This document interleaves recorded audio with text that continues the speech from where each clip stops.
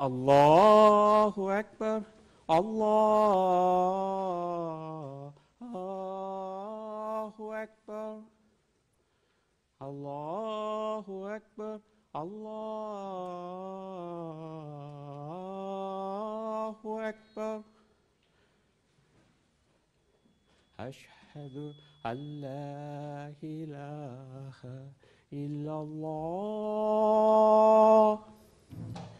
أشهد أن لا إله إلا الله.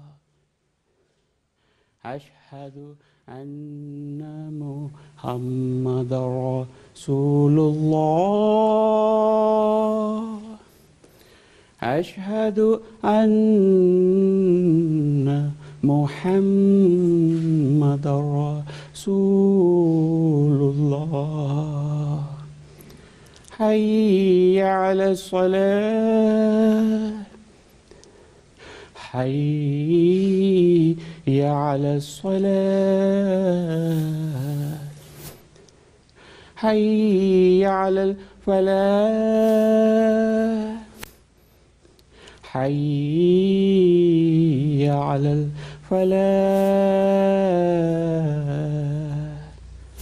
الله أكبر. الله أكبر. لا إله إلا الله.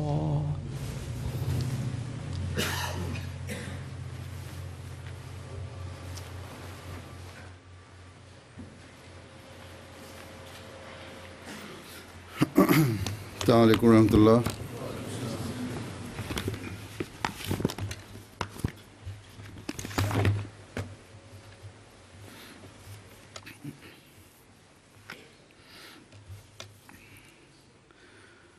أشهد أن لا إله إلا الله وحده لا شريك له وأشهد أن محمدا عبده ورسوله. أما بعد فأعوذ بالله من الشيطان الرجيم. بسم الله الرحمن الرحيم. الحمد لله رب العالمين. الرحمن الرحيم. مالك يوم الدين. إياك نعبد وإياك نستعين. اهدنا الصراط المستقيم.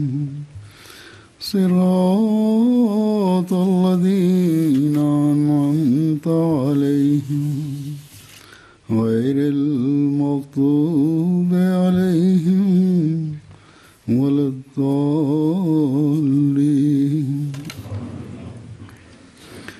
في بيوت أذن الله أن نرفع ويذكر فيها اسمه يسبح له فيها بالغدو والآصال.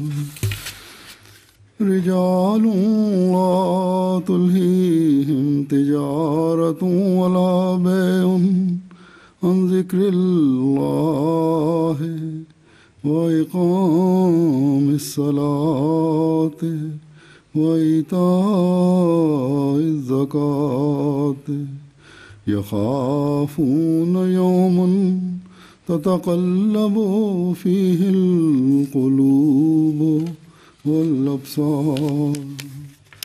ليجزيهم الله أحسن ما عملوا ويزيدهم من فضله.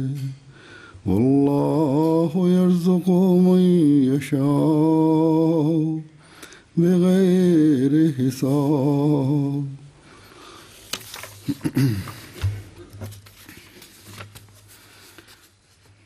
ان آیات کا ترجمہ ہے کہ ایسے گھروں میں جن کے متعلق اللہ نے اذن دیا ہے کہ انہیں بلند کیا جائے اور ان میں اس کے نام کا ذکر کیا جائے، ان میں صبح و شام اس کی تسبیح کرتے ہیں، ایسے عظیم مرد جنہیں نہ کوئی تجارت اور نہ کوئی خرید و فروخت اللہ کے ذکر سے یا نماز کے قیام سے یا زکوٰۃ کی ادائیگی سے غافل کرتی ہے. وہ اس دن سے ڈرتے ہیں جس میں دل خوف سے الٹ پلٹ ہو رہے ہوں گے اور آنکھیں بھی، تاکہ اللہ انہیں ان کے بہترین اعمال کے مطابق جزا دے جو وہ کرتے رہے ہیں، اور اپنے فضل سے انہیں مزید بھی دے، اور اللہ جسے چاہتا ہے بغیر حساب کے رزق دیتا ہے.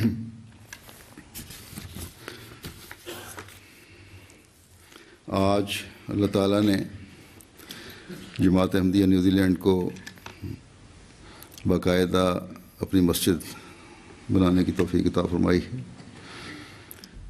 اللہ تعالیٰ جماعت کے لیے مسجد ہر لحاظ سے مبارک فرمائے. نیوزی لینڈ کی جماعت چھوٹی سی جماعت ہے، کل 400 افراد چھوٹے بڑے ملا کر ہیں، لیکن مسجد اللہ تعالیٰ کے فضل سے بڑی اچھی اور خوبصورت بنائی ہے، اور جماعت کی موجودہ تعداد سے زیادہ گنجائش اس میں ہے. اللہ کرے کہ یہ جلد اپنی گنجائش سے بھی باہر نکلنا شروع ہو جائے. بہت سے کام کرنے والوں نے دن رات بڑی محنت سے کام کیا. مجھے بتایا گیا ہے کہ بہت سا کام بعض افراد جماعت نے بغیر اس بات کی پرواہ کیے کہ دن ہے یا رات بڑی لگن اور جذبے سے یہاں خدمت کی ہے. اور یوں جیسا کہ ہماری روایت ہے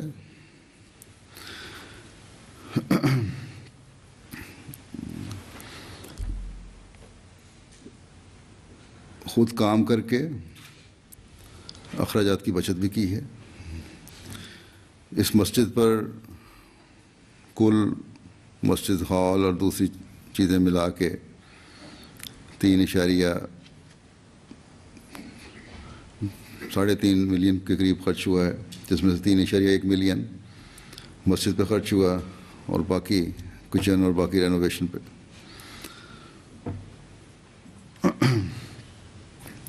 جماعت کی تعداد تھوڑی ہونے کی وجہ سے فوری طور پر اتنی بڑی رقم جماعت جمع نہیں کر سکی، یا وعدے جو تھے وہ پورے نہیں ہو سکے، اس لیے قرض بھی لینا پڑا. لیکن یہ قرض مجھے امید ہے کہ انشاءاللہ تعالیٰ افراد جماعت جلد اتار دیں گے، کیونکہ جماعت کو یہاں قائم ہوئے اس سال 25 سال ہو گئے ہیں. اس لیے جماعت کی شدید خواہش تھی، اور میں سمجھتا ہوں یہ خواہش ہوگی یقیناً، کہ باوجود جماعت کی تعداد کم ہونے کے ایک مسجد کا تحفہ کم از کم ضرور اللہ تعالیٰ کے حضور پیش کیا جائے. اللہ تعالیٰ کے گھر کی تعمیر کی صورت میں یہ تحفہ پیش کیا جائے.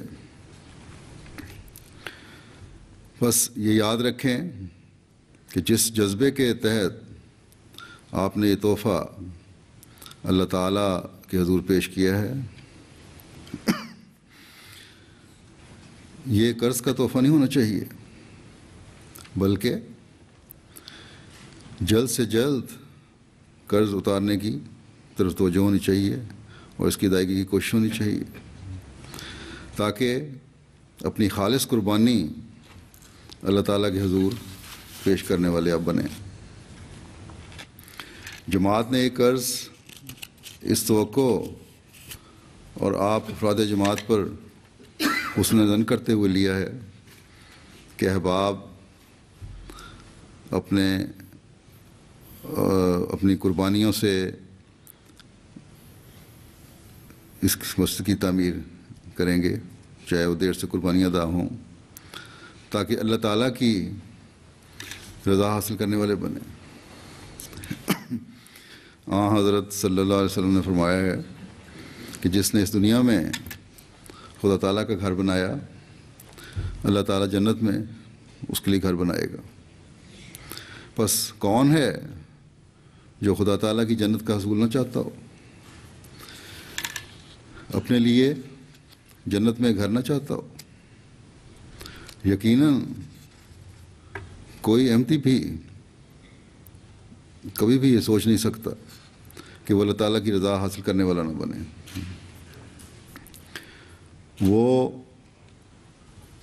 جنت میں خدا تعالیٰ کی طرف سے انعام کے طور پر دیے گئے گھر کی خواہش نہ رکھتا ہو۔ جماعت احمدیہ کی یہ خوبصورتی دنیا میں ہر جگہ پائی جاتی ہے کہ وہ مالی قربانی میں بڑھ چڑھ کر حصہ لینے والے ہیں۔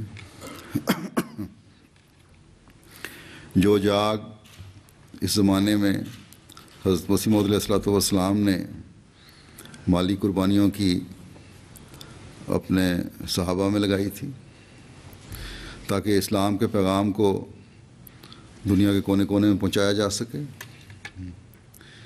اور جس کو دیکھ کر حضرت مسیح موعود علیہ الصلوۃ والسلام نے فرمایا تھا کہ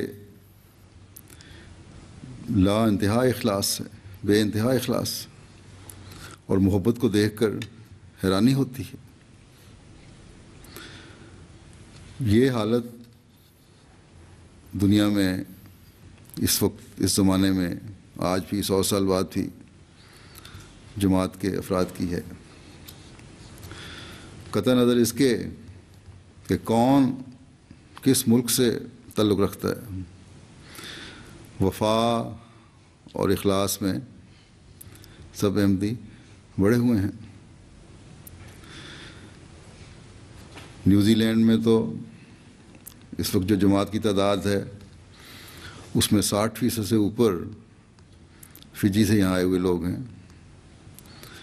اور تقریباً 23% پاکستانی مہاجر ہیں، اور باقی دوسری قومیں ہیں۔ گو یہ چھوٹی سی جماعت ہے لیکن متفرق قوموں کے لوگ ہیں، مگر اخلاص و وفا میں ہر ایک دوسرے سے آگے بڑھنے کی کوشش کرتا ہے۔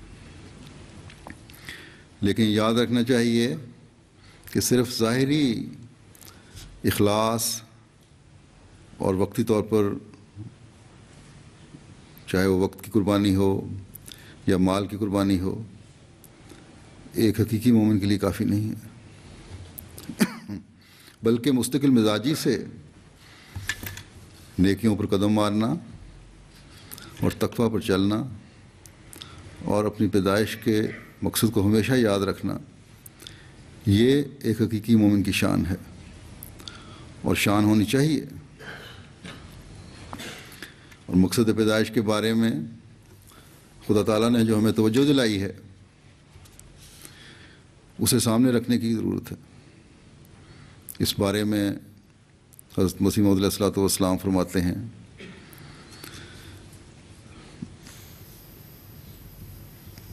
ہمیں یاد دہانی کرواتے ہوئے فرماتے ہیں کہ اگرچہ مختلف طباع انسان اپنی کوتاہ فہمی یا پست ہمتی سے، یعنی اگر اتنی سمجھ بوجھ نہ ہو یا ہمت چھوٹی ہو، اس کی وجہ سے مختلف قسم کے مدعا اپنی زندگی کے لیے ٹھہراتے ہیں اور فقط دنیا کے مقاصد اور آرزوؤں تک چل کر آگے ٹھہر جاتے ہیں۔ مگر وہ مدعا جو خدا تعالیٰ اپنے پاک کلام میں بیان فرماتا ہے یہ ہے وما خلقت الجن والانس الا لیعبدون، یعنی میں نے جنوں اور انسانوں کو اس لیے پیدا کیا ہے کہ وہ مجھے پہچانیں اور میری پرستش کریں۔ پس فرمایا کہ اس آیت کی روح سے اصل مدعا انسان کی زندگی کا خدا تعالیٰ کی پرستش اور خدا تعالیٰ کی معرفت اور خدا تعالیٰ کے لیے ہو جانا ہے۔ بس یہ ہمیں یاد رکھنا چاہیے کہ حضرت مسیح موعود علیہ الصلوۃ والسلام کی جماعت میں آ کر وقتی جوش اور جذبے کے تحت بعض قربانیاں کر لینا ہمارا مقصد نہیں ہے، بلکہ ہمارا مقصد مستقل مزاجی سے خدا تعالیٰ کی عبادت کرنا ہے، اور عبادت کے معیار اس وقت حاصل ہوتے ہیں جب خدا تعالیٰ کی معرفت حاصل ہو، یہ علم ہو کہ خدا تعالیٰ تمام طاقتوں کا مالک ہے اور میرے ہر قول اور ہر فعل کو دیکھ رہا ہے، اور نہ صرف ظاہری طور پر دیکھ رہا ہے بلکہ میرے دل کی گہرائی تک اس کی نظر ہے، میری نیتوں کا بھی اس کو علم ہے جو ابھی ظاہر نہیں ہوئی۔ اور جب یہ حالت ہو تو پھر ہم کہہ سکتے ہیں کہ ایک انسان کوشش کرتا ہے کہ وہ خدا تعالیٰ کے لیے ہو جائے، یعنی کوئی عمل صرف دنیاوی خواہشات پوری کرنے کے لیے نہ ہو بلکہ ہر کوشش اور ہر نیکی خدا تعالیٰ کی رضا کے حصول کے لیے ہو۔ ہماری باتیں صرف اس وقت نہ ہوں جب ہمیں خدا تعالیٰ کی مدد کی ضرورت ہے، جب ہم کسی مشکل میں گرفتار ہیں، جب ہماری دنیاوی ضرورتیں پوری نہیں ہو رہی، بلکہ ہماری باتیں آسائش اور کشائش میں بھی ہوں۔ یہ نہ ہو کہ دنیاوی معاملات اور دنیاوی بکھیڑے اور دنیاوی کاروبار ہمیں خدا تعالیٰ کی عبادت سے دور کر دیں۔ یہ مسجد صرف ایک عمارت نہ رہے، اس مسجد کی وسعت اور خوبصورتی صرف یہی نہ یاد دلائے کہ ہم نے اتنا وقت مسجد کی تعمیر کے لیے صرف کر دیا، اتنے بکارے عمل ہم نے کیے، اتنے پیسے ہم نے بچائے، ہم نے اتنے گھنٹے بکارے عمل کیا، ہم نے اتنا چندہ اس کی تعمیر کے لیے دیا، بلکہ یہ عمارت یہ یاد کروانے والی ہو کہ اس دنیا میں مسجد کی تعمیر کرنا اگلی زندگی میں خدا تعالیٰ کے اس انعام کا وارث بنائے گی جس میں خدا تعالیٰ جنت میں گھر بنا کر دے گا، اور یہ گھر بھی اس وقت بنے گا جب اس گھر کی تعمیر کے بعد اس کا حق ادا ہو رہا ہوگا۔ اور مسجد کا حق ادا ہوتا ہے اللہ تعالیٰ کے اس ارشاد پر عمل کرنے سے، جس کا ایک جگہ قرآن کریم میں اللہ تعالیٰ نے ان آیات میں ذکر فرمایا ہے جن کی میں نے تلاوت کی ہے۔ اللہ تعالیٰ فرماتا ہے کہ لا تلہیہم تجارت ولا بیع، کہ اللہ تعالیٰ کے حقیقی مومن وہ ہیں جن کو ان کی تجارتیں اور خرید و فروخت غافل نہیں کرتی۔ کس چیز سے غافل نہیں کرتی؟ فرمایا ان ذکر اللہ، اللہ تعالیٰ کے ذکر سے اور نمازوں کے قائم کرنے سے اور زکوٰۃ ادا کرنے سے۔ بس ہم احمدیوں نے وہ حقیقی مومن بننا ہے جو ان خصوصیات کے حامل ہوں۔ یہاں نماز سینٹر تو پہلے بھی تھا، لیکن سینٹر اور باقاعدہ مسجد میں ایک ظاہری فرق بھی ہے۔ سینٹر ایک ہال ہے، مسجد میں گنبد بھی ہوتا ہے، مینارہ بھی ہوتا ہے، اور مسجد کے نام سے ہی اس کا ایک علیحدہ تقدس ابھرتا ہے۔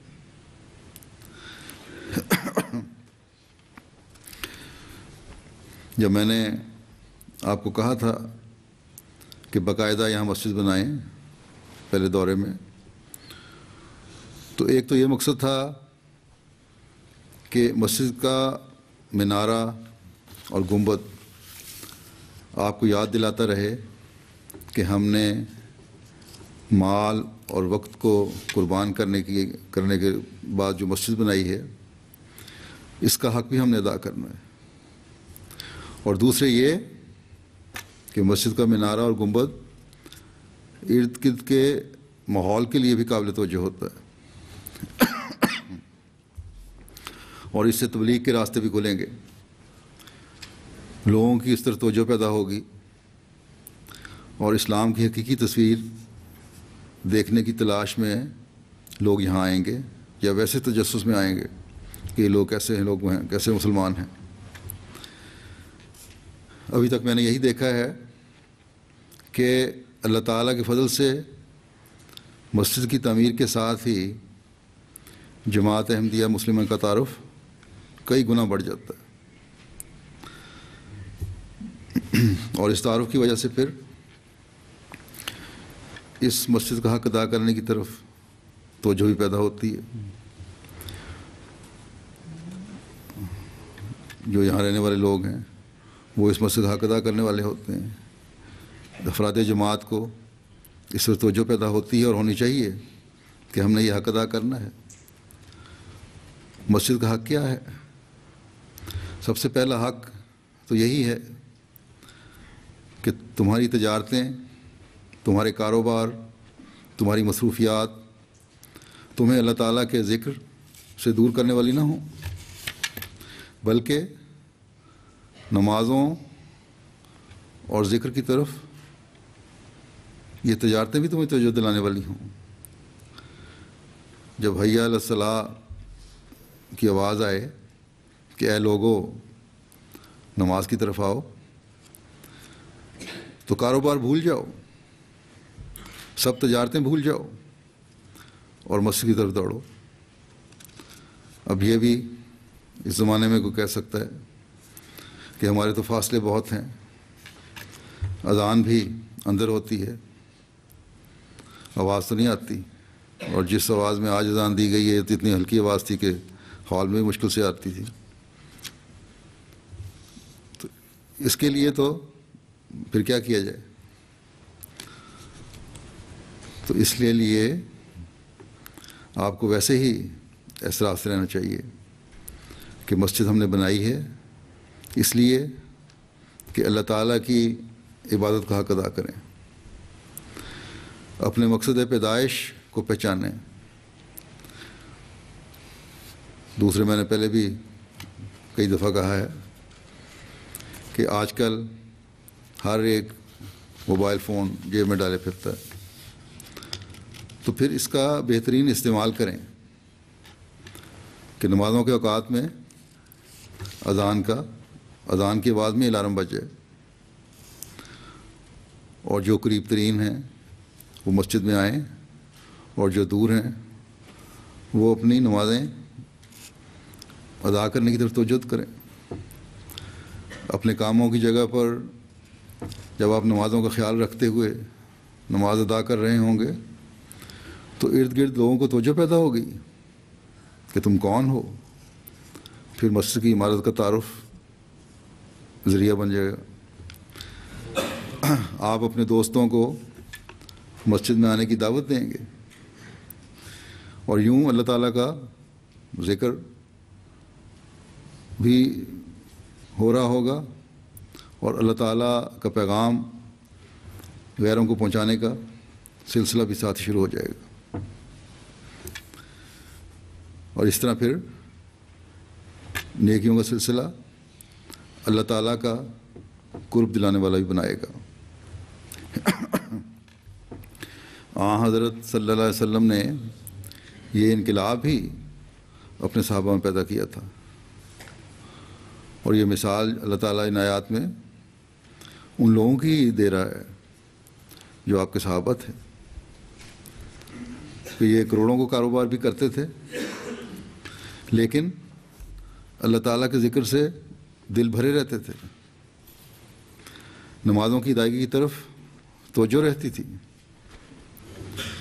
مالی قربانیوں کی طرف توجہ رہتی تھی، اور یہی انقلاب پیدا کرنے کے لیے اس زمانے میں اللہ تعالیٰ نے حضرت صلی اللہ علیہ وسلم کے غلام صادق کو بھیجا ہے کہ اپنے تعلق کو اللہ تعالیٰ سے مضبوط کرو، اپنی نمازوں کی حفاظت کرو، اپنے اموال کے تزکیے کے لیے، اس کو پاک کرنے کے لیے مالی قربانیاں دو۔ میں اکثر کہتا رہتا ہوں، اور جماعت کی تاریخ بھی ہمیں یہی بتاتی ہے، جماعت کے افراد جماعت کا رویہ بھی ہمیں یہی بتاتا ہے کہ مالی قربانیوں میں تو جماعت اللہ تعالیٰ کے فضل سے بڑھی ہوئی ہے، بڑھ رہی ہے، اور اس طرح توجہ بھی رہتی ہے، لیکن نمازوں کے قیام کی طرف توجہ کی بہت ضرورت ہے۔ عبادتوں کے معیار حاصل کرنے کی ابھی بہت ضرورت ہے، بس اس طرف بھی توجہ دینی چاہیے۔ مسجد کو آباد کریں۔ قیام نماز اسی وقت حقیقی رنگ میں ہوتا ہے جب باجماعت نمازیں ادا کی جائیں، اور مسجد کی تعمیر کی یہی غرض ہے کہ یہاں باجماعت نماز ادا ہو۔ اللہ تعالیٰ فرماتا ہے کہ حقیقی مومن کو اس دنیا سے زیادہ آخرت کی فکر ہوتی ہے۔ جب انسان بڑھاپے کی عمر کو پہنچتا ہے تو بڑی فکر ہوتی ہے، روتا ہے، دعا کرتا ہے، اور دعا کے لیے کہتے بھی ہیں کہ دعا کریں انجام بخیر ہو۔ اللہ تعالیٰ فرماتا ہے کہ حقیقی مومنوں کی یہ حالت عمر کے آخری حصے میں جا کر نہیں ہوتی، بلکہ اللہ تعالیٰ کی طرف ان کی توجہ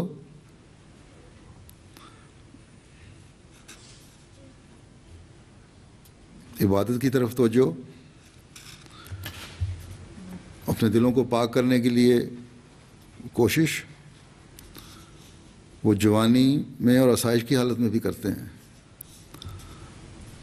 خدا تعالیٰ انہیں جوانی اور آسائش میں بھی یاد رہتا ہے۔ صبح شام اللہ تعالیٰ کو یاد رکھتے ہیں، اس لیے کہ آخرت کا خوف ہر وقت ان کے پیش نظر ہوتا ہے، ان کے دل کانپتے ہیں۔ جیسا کہ میں نے کہا، یہ نقشہ ہے حضرت صلی اللہ علیہ وسلم کے صحابہ کا، اور یہ حالت ہے جو حضرت مسیح موعود علیہ الصلوۃ والسلام ہم میں پیدا کرنے آئے ہیں۔ آپ علیہ السلام ایک جگہ فرماتے ہیں کہ ہمیشہ دل غم میں ڈوبتا رہتا ہے کہ اللہ تعالیٰ ہماری جماعت کو بھی صحابہ کے انعامات سے بہرور کرے، ان میں وہ صدق و صفا، وہ اخلاص اور اطاعت پیدا ہو جو صحابہ میں تھی، یہ خدا کے سوا کسی سے ڈرنے والے نہ ہوں، متقی ہوں، کیونکہ خدا کی محبت متقی کے ساتھ ہوتی ہے، ان اللہ مع المتقین۔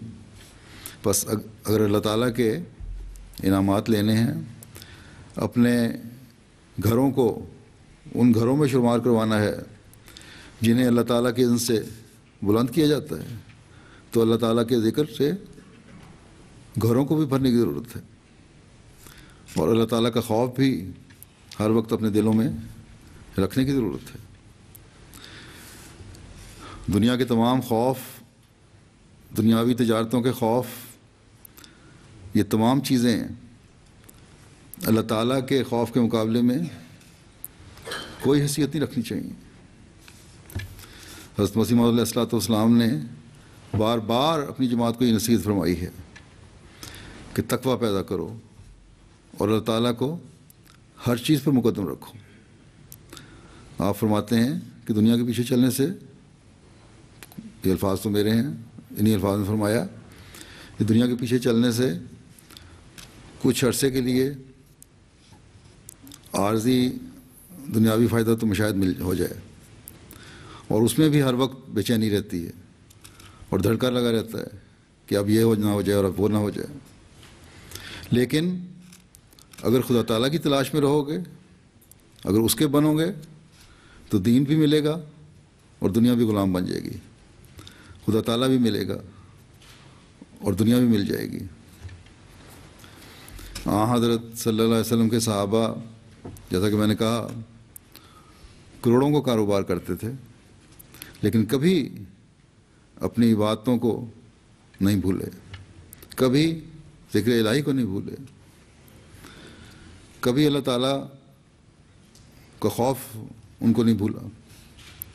بس ہم جو اس زمانے میں حضرت مسیح موعود علیہ الصلوۃ والسلام کی بیعت میں آ کر اپنے اندر پاک تبدیلیاں پیدا کرنے کا اظہار کرتے ہیں، یہ تبدیلیاں اس وقت فائدہ مند اور ہمیشہ رہنے والی ہوں گی جب حقیقی رنگ میں ہوں گی، صرف ہمارے منہ کی باتیں نہ ہوں، صرف زبانی اقرار نہ ہو۔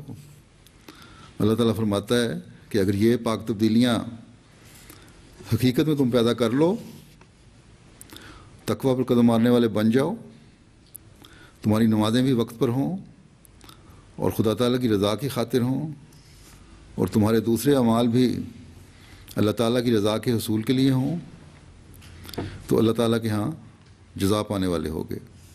تمہیں دنیاوی رزق بھی ملے گا اور روحانی رزق بھی ملے گا۔ اللہ تعالیٰ نے یہ نہیں کہا کہ دنیا کے کام نہ کرو، بلکہ اللہ تعالیٰ تو فرماتا ہے تمہیں اللہ تعالیٰ کی یاد نہیں بھولنی چاہیے۔ یہ نہ ہو کہ تم دنیاوی کاروباروں کی وجہ سے اپنی نمازیں بھی ضائع کر دو اور اپنے مقصد پیدائش کو بھول جاؤ۔ حضرت مسیح موعود علیہ الصلوۃ والسلام نے ایک جگہ فرمایا کہ اگر ایسا ہے کہ تم نمازیں بھول رہے ہو، دنیا میں ڈوبے ہوئے ہو، تو پھر تمہارے میں اور غیر میں کیا فرق ہے؟ کیا فائدہ ہے اس بیعت کا؟ بس اس فرق کو واضح کر کے بتانا ہماری ذمہ داری ہے۔ اگر ہم اپنے آپ کو حضرت مسیح موعود علیہ الصلوۃ والسلام کی بیعت میں شامل سمجھتے ہیں تو یہ واضح کرنا ہوگا، اور یہ واضح اس وقت ہوگا جب ہم اپنے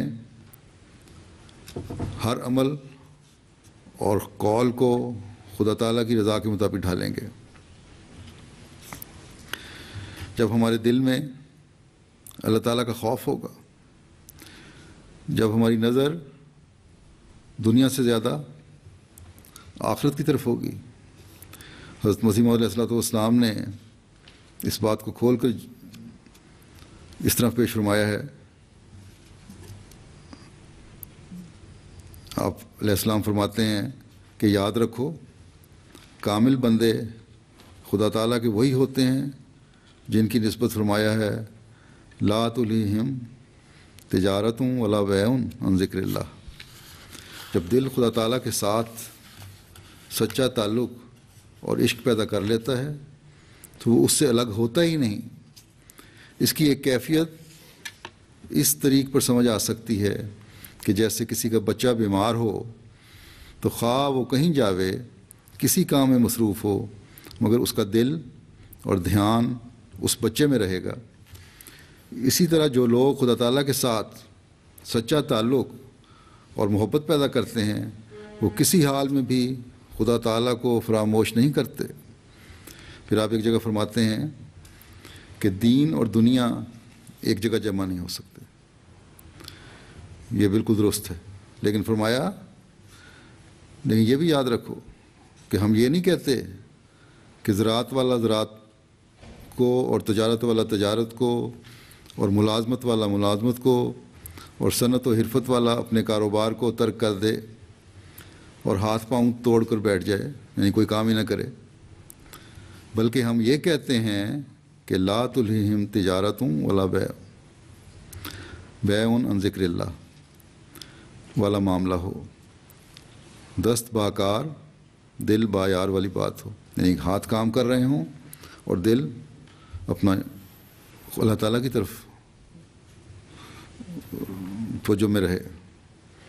فرمایا کہ تاجر اپنے کاروبار تجارت میں اور ذمہ دار اپنے امور زراعت میں اور بادشاہ اپنے تخت حکومت پر بیٹھ کر غرض جو کسی کا کام ہے اپنے اپنے کاموں میں خدا تعالیٰ کو نصب العین رکھے اور اس کی عظمت اور جبروت کو پیش نظر رکھ کر اور اس کے احکام اور اوامر و نواہی کا لحاظ رکھتے ہوئے جو چاہے کرے۔ اللہ تعالیٰ کے حکم جتنے ہیں، جو جن باتوں سے اللہ تعالیٰ نے کہا ہے یہ کرو، ان باتوں کے کرنے کو اپنے سامنے رکھو۔ جن باتوں سے اللہ تعالیٰ نے کہا ہے رک جاؤ، ان باتوں کے رکنے کو اپنے سامنے رکھو، ان سے بچنے کی کوشش کرو۔ اور پھر جب اللہ تعالیٰ کے حکم اپنے سامنے رکھو گے تو ایک لائحہ عمل سامنے ہوگا، اور پھر اس کے اندر ہی انسان پھر کام کرتا ہے۔ جو چاہے کرو سے مراد یہ ہے پھر تمہاری پھر کوئی اور کوئی راستہ ہی نہیں ہوگا کہ انہی رستوں پر چلو جو اللہ تعالیٰ نے بتائے ہیں۔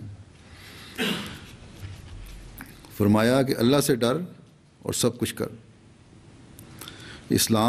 فرمایا کہ اسلام کہاں ایسی تعلیم دیتا ہے کہ تم کاروبار چھوڑ کر لنگڑے لولوؤں کی طرح نکمے بیٹھ رہو، اور بجائے اس کے کہ اوروں کی خدمت کرو خود دوسروں پر بوجھ بنو۔ یہ نہیں اسلام کہتا کہ کام نہ کرو، سارا دن بیٹھے رہو، ذکر الہی بھی ہو لیکن اپنے کام بہرحال کرنے ہیں۔ نہیں، فرمایا نہیں، بلکہ سست ہونا گناہ ہے۔ بھلا ایسا آدمی خدا اور اس کے دین کی کیا خدمت کر سکے گا؟ عیال و اطفال یعنی بیوی بچے جو خدا تعالیٰ نے اس کے ذمہ لگائے ہیں ان کو کہاں سے کھلائے گا؟ بس یاد رکھو کہ خدا تعالیٰ کا ہرگز یہ منشا نہیں کہ تم دنیا کو بالکل ترک کر دو، بلکہ اس کا جو منشا ہے وہ یہ ہے کہ قد افلح من زکاہا، کہ تجارت کرو، زراعت کرو، ملازمت کرو اور حرفت کرو، کسی پیشے میں بھی جاؤ، جو چاہو کرو، مگر نفس کو خدا تعالیٰ کی نافرمانی سے روکتے رہو۔ وہی لوگ فلاح پاتے ہیں جو اپنے نفس کو پاک رکھتے ہیں۔ اور ایسا تزکیہ کرو کہ یہ امور تمہیں خدا تعالیٰ سے غافل نہ کر دیں، پھر جو تمہاری دنیا ہے وہ بھی دین کے حکم میں آ جائے گی۔ یہ دنیا کمانا، یہ تجارتیں، یہ کاروبار، یہ ملازمتیں، یہ بھی پھر دین بن جاتا ہے اگر نیت نیک ہو، اللہ تعالیٰ کے حکموں پر چلنے کا عہد ہو۔ فرمایا کہ انسان دنیا کے واسطے پیدا نہیں کیا گیا۔ دل پاک ہو اور ہر وقت یہ لو اور تڑپ لگی ہوئی ہو کہ کس طرح خدا تعالیٰ خوش ہو جائے، تو پھر دنیا بھی اس کے واسطے حلال ہے۔ انما الاعمال بالنیات، یعنی اعمال کا دار و مدار نیتوں پر ہے۔ بس یہ ہے وہ حالت جو ہر احمدی کی ہونی چاہیے۔ اور جب آپ عہد کرتے ہیں کہ ہم دین کو دنیا پر مقدم رکھیں گے تو اس کا یہ مطلب ہے کہ ہماری دنیا بھی دین کے تابع ہوگی۔ ہمارے سے کوئی ایسا کام سرزد نہیں ہوگا جو اللہ تعالیٰ کی رضا اور منشا کے خلاف ہو۔ بس خوش قسمت ہیں ہم میں سے وہ جو یہ سوچ بھی رکھتے ہیں اور اس کے مطابق اپنی زندگیاں بھی گزارتے ہیں۔ اگر یہ نہیں تو نہ ہمارا حضرت مسیح علیہ السلام کی بیعت کرنا ہمیں کچھ فائدہ دے گا، نہ ہمارا مسجدیں بنانا ہمیں فائدہ دے گا۔ اور جیسا کہ آپ جانتے ہیں ان دنوں میں آپ کا جلسہ بھی ہو رہا ہے، تو یہ جلسہ بھی آپ کو کوئی فائدہ نہیں دے گا، کیونکہ حضرت مسیح علیہ السلام نے یہی فرمایا ہے کہ یہ جلسہ بھی کوئی دنیاوی میلہ نہیں ہے۔ بس اس جلسے میں آنا بھی مقصد اللہ تعالیٰ کی رضا کو حاصل کرنا، دین کا علم حاصل کرنا، علم روحانی فیض اٹھانا ہے۔ بس یاد رکھیں کہ جیسا کہ میں نے کہا ہے کہ اس مسجد کے بننے کے ساتھ آپ میں پہلے سے بڑھ کر پاک تبدیلیاں ہونی چاہیے، اور اس کے ساتھ ہی تبلیغ کے بھی نئے راستے کھلیں گے انشاءاللہ تعالی۔ تو اپنے آپ کی عملی حالت دیکھ کر لوگوں کو اسلام کی طرف توجہ بھی پیدا ہوگی، اس لیے اپنے عملوں کو بھی اللہ تعالیٰ کی رضا کے مطابق ڈھالنے کی کوشش کریں۔ تبلیغ کے بارے میں بھی میں ذیلی تنظیموں اور جماعتی نظام کو خاص توجہ دلانی چاہتا ہوں کہ یہاں بھی صرف اپنے روایتی طریقے تبلیغ جو ہے اسی پر انحصار نہ کریں، اور اس بیٹھ نہ جائیں کہ بس ہم نے جو کر رہے ہیں وہ کافی ہے ہمارے لیے، بلکہ تبلیغ کے لیے نئے نئے راستے تلاش کریں، نئے نئے طریق تلاش کریں، اسلام کا زیادہ سے زیادہ تعارف کروائیں۔ اب موری زبان میں جو قرآن کریم کا ترجمہ ہوا ہے، اس نے بھی جماعت کا ایک تعارف کروایا ہے۔ ان کے اپنی زبان کے ٹی وی نے بھی اور ریڈیو نے بھی اس کو اچھی کوریج دی ہے 2 دن پہلے جو فنکشن ہوا۔ تو مسجد کے افتتاح سے مزید تعارف ہوگا۔ بس یہ تمام انضامات جو خدا تعالیٰ نے کیے ہیں، اگر ہم ان کو خدا تعالیٰ کے دین کی اشاعت کے لیے استعمال کریں گے تو خدا تعالیٰ کی رضا حاصل کرنے والے بھی بنیں گے۔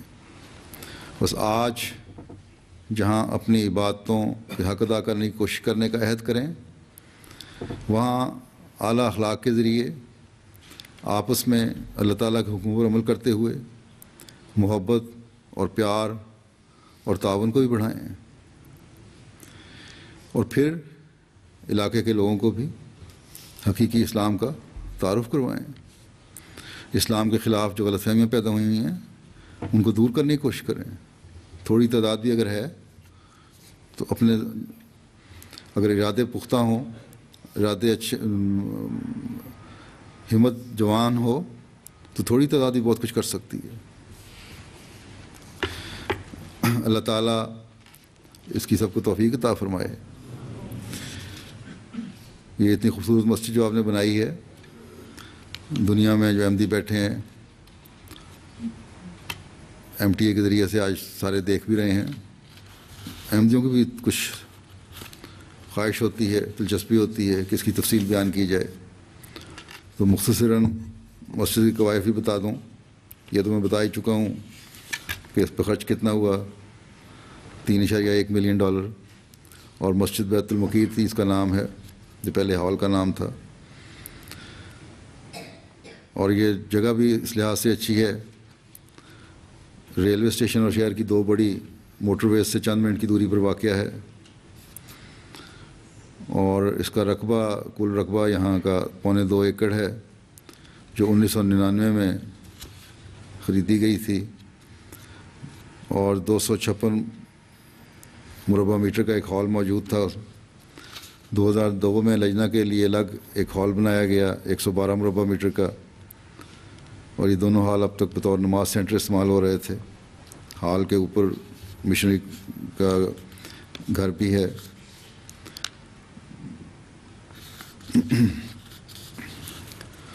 بہرحال 2006 میں جب میں نے دورہ کیا تو مسجد کے لیے کہا، 2012 جولائی میں اس کی باقاعدہ تعمیر شروع ہوئی،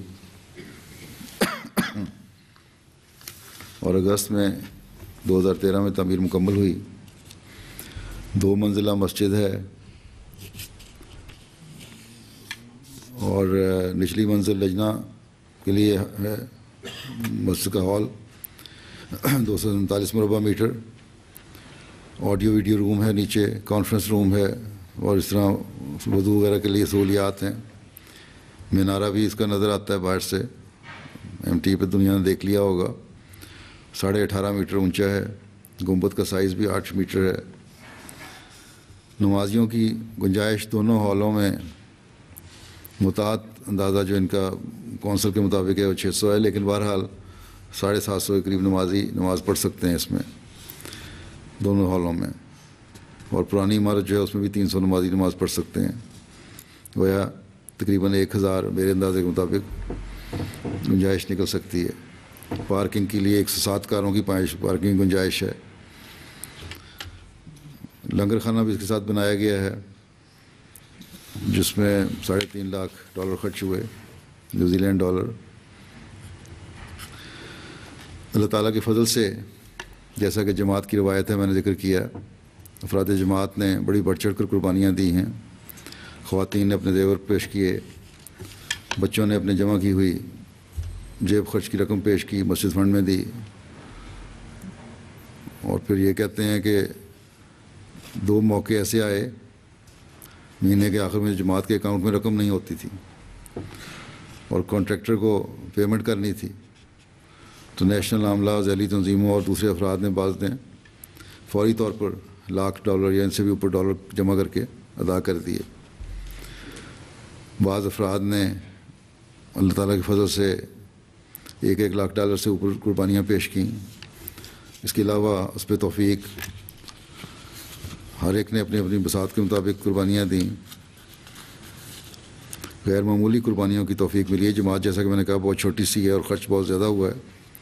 بہرحال اللہ تعالیٰ ان سب کو جنہوں نے یہ قربانیاں دی ہیں اور جنہوں نے وقار عمل کیے ہیں, قربانیاں مالی طور پہ نہیں دے سکے, وقت کی قربانی دی, ان سب کے اموال و نفوس میں بے انتہا برکت ڈالے, ان کے اخلاص و وفا کو بڑھاتا چلا جائے, ان کی نسلوں میں کو بھی احمدیت سے ہمیشہ جوڑے رکھے اور ایمان اور ایقان میں بڑھاتا چلا جائے. نمازوں کا حق ادا کرنے والے ہوں, مسجد میں آ کر مسجد کا حق ادا کرنے والے ہوں, اپنے گھروں کو بھی ذکر الہی سے بھرنے والے ہوں, حقوق العباد کے جذبے سے پر ہوں, حقیقی اسلام کے پیغام کو پھیلانے کی طرف توجہ دینے والے ہوں. اور جیسا میں نے کہا کہ ان دنوں میں آپ کا جلسہ بھی ہو رہا ہے, اس لیے ان دنوں میں خاص طور پر دعاؤں کی طرف بھی توجہ رکھیں. یہ دعائیں کریں کہ اللہ تعالیٰ ہم سب میں پاک تبدیلیاں پیدا فرمائے. پہلے سے بڑھ کر ہمیں اللہ تعالیٰ کا خوف دل میں پیدا ہو اور پھر ان پاک تبدیلیوں کو ہمیشہ اپنی زندگیوں میں جاری رکھنے والا بنائے. اور ہم سب جلسہ پر آنے والوں کے لیے حضرت مسیح موعود علیہ الصلوۃ والسلام نے جو دعائیں کی ہیں ان سے حصہ لینے والے بھی ہوں.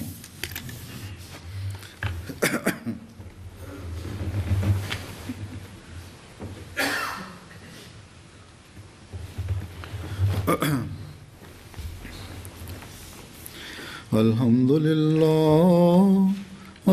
للہ نحمده ونستعینه ونستغفره ونؤمن به ونتوکل علیہ ونعوذ باللہ من شرور انفسنا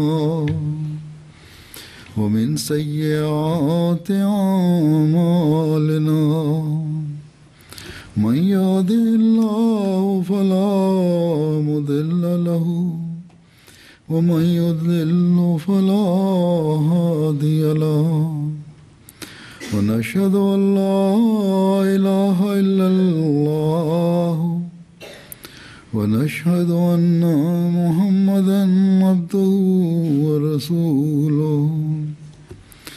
عباد الله رحمكم الله إن الله يأمر بالعدل والإحسان وإيتاء ذي القربى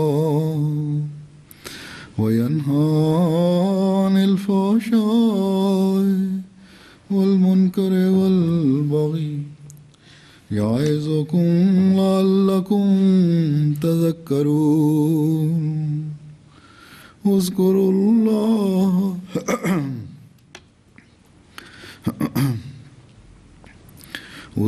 الله يذكركم وادعوه يستجب لكم ولذكر الله أكبر.